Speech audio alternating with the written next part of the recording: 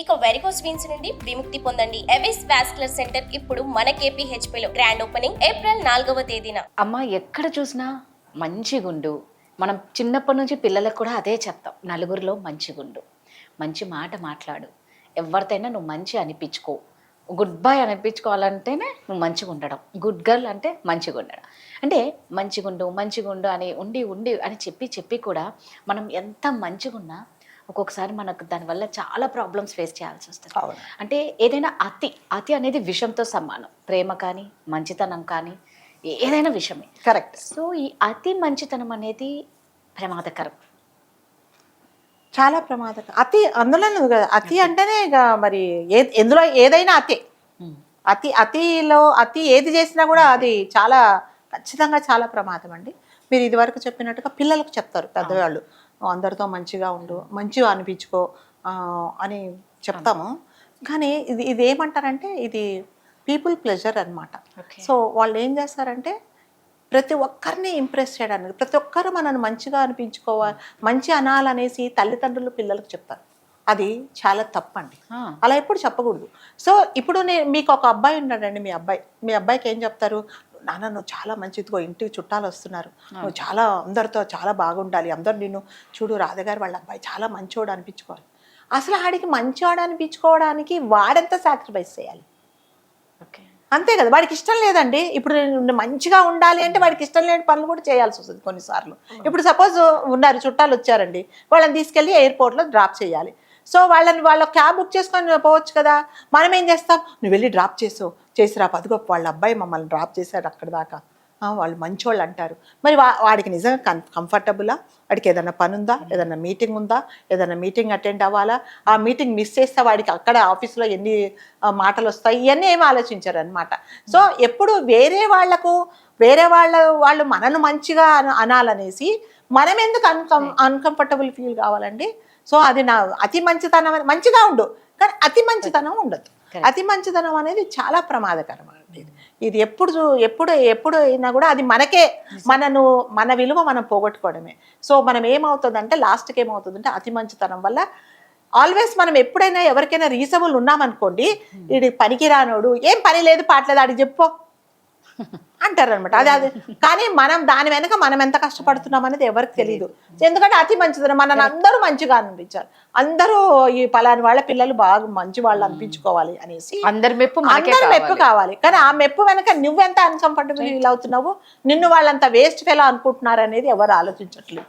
ఎప్పుడైనా పిల్లలకు బాగుండు, అందరితో బాగుండాలని మంచి అనిపించుకోవాలని చెప్పేసి నీ ఇష్టాన్ని, నీకు ఇష్టం లేనిది కూడా చేయకు. ఎప్పుడు కూడా పిల్లలు వాళ్ళకి ఇష్టం లేనిది చేసి వాళ్ళతో ఎందుకండి మనం మంచి అనిపించుకోవాల్సిన అవసరం లేదు. ఎట్లాగా మంచి వాళ్ళమే మనం. నేను ఎయిర్పోర్ట్లో డ్రాప్ చేసినంత మాత్రాన మంచివాడినా? ఇప్పుడు నాకు ఏదో పని ఉంది, నువ్వు క్యాబ్ బుక్ చేస్తా, కారణం నీ క్యాబ్ డబ్బులు కూడా నేనే ఇస్తా, అక్కడ వెళ్ళి దింపుతాం, డ్రైవర్ దింపుతాడు. నా ఆఫీస్ పని మానేసి నా మీటింగ్లు మానేసి నిన్ను రేపు ఆఫీస్కి వెళ్తే ఇంటికి పోమంటాడు. ఆ సర్టిఫికేట్ ఏం చేసుకోవాలి, ఎయిర్పోర్ట్కి వెళ్ళి దింపుతుండు, వస్తుండు, డ్రైవర్ పని చేసుకోపో అని చెప్తాడు. అందుకని అతి అనేది ఎందులో కూడా అది మంచిది కాదు. సో ఇట్లాగే ఒక రోడ్డు మీద ఒక పెద్ద కాలభైరవ సర్పం ఉంటే ఒక ఋషి వెళ్తున్నాడట.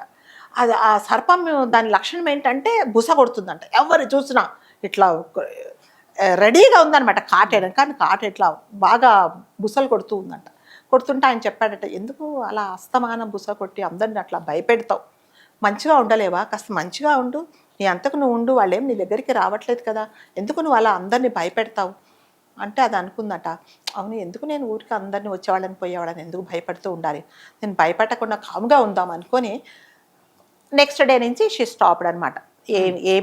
ఏమనకుండా కామ్గా ఉంది. మరి కామ్గా ఉంటే అది మంచితనమా? అతి మంచితనం.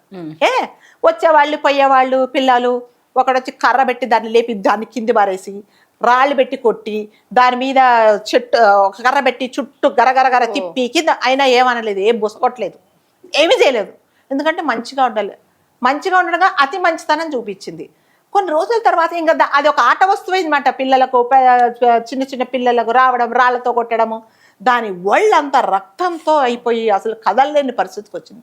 అయినా కూడా అది బుస కొట్టడం మానేసింది. అప్పుడు మళ్ళీ కాస్త కొన్ని రోజులు ఆ ఋషి ఇలా వచ్చాడు, ఏంటి ఇలా అయిపోయావు, నువ్వు ఏంటి ఇట్లా బుస కొట్ట, మీరే చెప్పారు కదా మంచిగా ఉండు. మంచిగా ఉండమన్నా, బుస కొట్టమన్నా కానీ కాటేయొద్దని చెప్పాను, బుస కొట్టొద్దని చెప్పానా? అతి మంచితనం వల్ల నీ ఒళ్ళు హూనం చేసుకున్నావు కదా. సో నీ లక్షణం ఏంటి? బుస కొట్టు, కానీ కాటేయొద్దని చెప్పాను. నువ్వేం చేసావు? బుస కొట్టడం కూడా మానేసావు. దానివల్ల నీకేం నష్టం వచ్చింది? నీ ఒళ్ళు హూనమైంది. సో దీనివల్ల ఏంటంటే అతి మంచితనం మంచిగా ఉండాలి, కానీ అతి మంచితనం అయితే ఎప్పుడు పనికి రాదండి. అతి మంచితనం వల్ల మనం కూడా మన లైఫ్లో మనం కూడా కొన్ని పోగొట్టుకొని ఎదురు వాళ్ళ దగ్గర మన విలువను పోగొట్టుకుంటాం అన్నమాట. సో ఎప్పుడైనా సరే ఇప్పుడు మీరు ఎవరో అడిగారండి మిమ్మల్ని, మేడం నాకు చాలా అవసరం ఉంది, ఒక 2000 ఇవ్వండి అంటారు. 2000 ఇస్తారా మీరు అతి మంచితనం కదా. 2000 మళ్ళీ ఏమన్నా అవసరం పడుతుందో ఇంకో 2000 తీసుకో అంటారు. మరి 2కు 4 ఇచ్చింది కదా, 4 ఇచ్చారు కదా, మరి వాళ్ళు ఏం చేయాలి? చెప్పిన టైంకి తీసుకురావాలి కదా.